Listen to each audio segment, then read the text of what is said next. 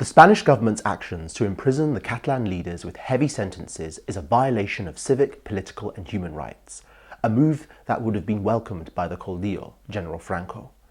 We've seen politicians dedicated to carrying out the democratic will of their citizens hounded, extradited and imprisoned, flying in the face of all the EU represents.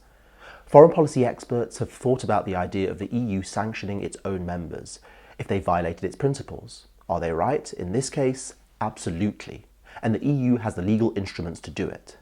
When a state becomes an EU member, it commits itself to respecting the Union's founding values of respect for human dignity, freedom, democracy, the rule of law, and human rights, as well as pluralism.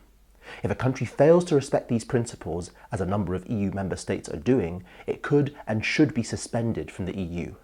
Now, in the context of Brexit and the fear of fragmentation, this Pandora's box may well make EU officials shudder.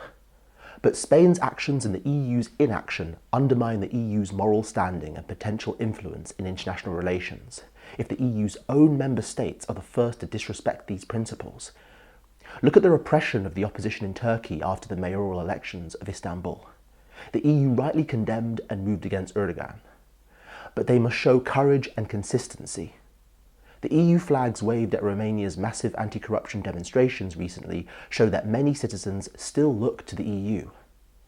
The measures used could be the European Court of Justice, penalty payments, or the nuclear option of suspending member states' voting rights, as outlined in Article 7 of the Treaty of the European Union.